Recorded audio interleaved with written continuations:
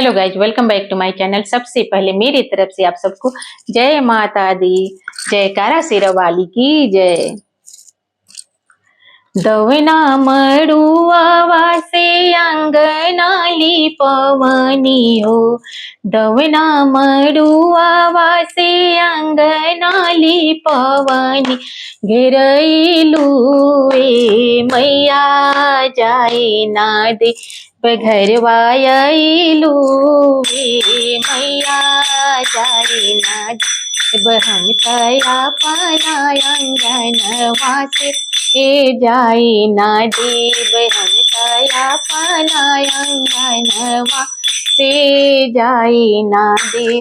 जब ले ना देबू मैया, जब ले ना देबू मैया मांग के सिंदूरवा हो, जब ले ना देबू मैया मांग के सिंदूरवा, घेरैलू ए मैया जाए ना दे बघरवायलू ए मैया जाए ना दे।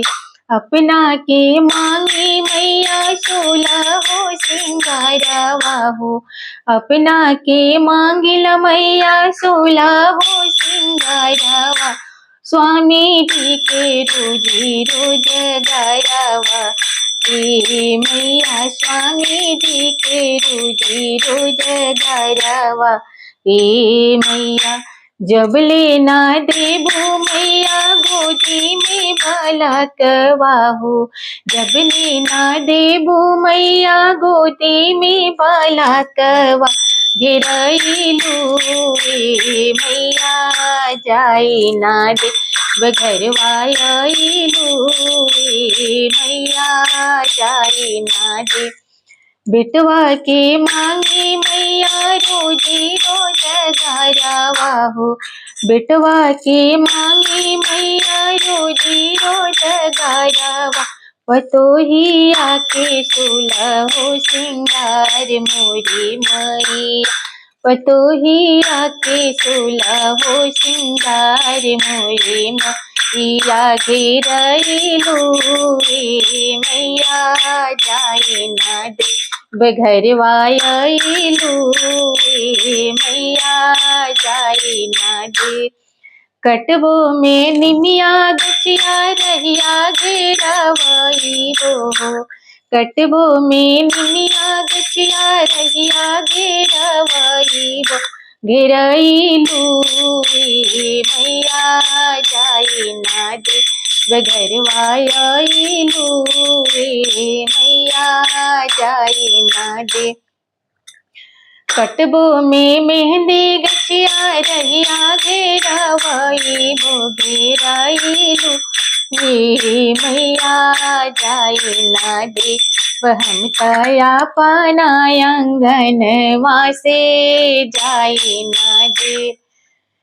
बेटिया के मांगी मैया सोलह हो सिंगारवा हो, बेटिया के मांगी मैया सोलह हो सिंगारवा, दमदवा के रोजी रोजगार मोरे मैया, दमदवा के रोजी रोजगार मोरे मैया।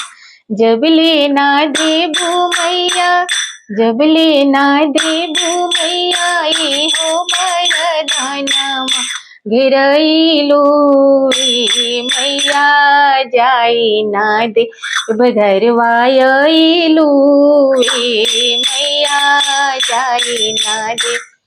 भौजे के मांगिला सोलह हो सिंगारवा हो, भाभी के मांगिला सोलह हो सिंगारवा, कि भैया के रोजी रोजगार मोरे मैया, से भैया के रोजी रोजगार मोरे मैया।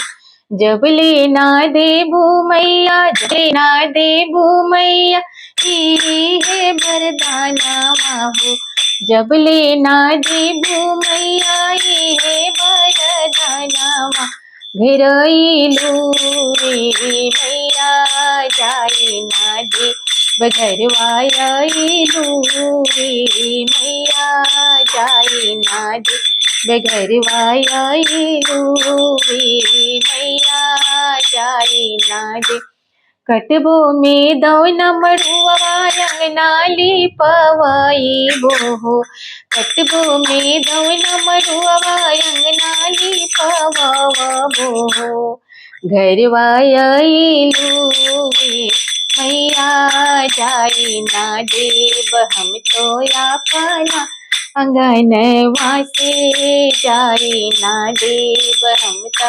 अपना महलिया से जाई ना दे जबले ना देबू मैया ये हो बरदानवा हो जबले ना देबू मैया ये हो बरदानवा गिरैलू वे मैया जाई ना दे बघरवा आइलू वे मैया जाई ना देब हम तया पाना महलिया से जाई ना दे बघरवा आइलू वे मैया जाई ना दे। अगर मेरा ये भजन आप लोग को अच्छा लगा होगा तो लाइक शेयर सब्सक्राइब जरूर कर दीजिएगा और अगर नए होंगे तो मेरे चैनल को सब्सक्राइब जरूर कर दीजिएगा। फिर मिलती हूँ अगले वीडियो में, तब तक मेरी तरफ से आप सबको जय माता दी। कमेंट में बताइएगा मेरा भजन ये कैसा लगता है। फिर मिलती हूँ अगले वीडियो में, तब तक मेरी तरफ से आप सबको जय माता दी।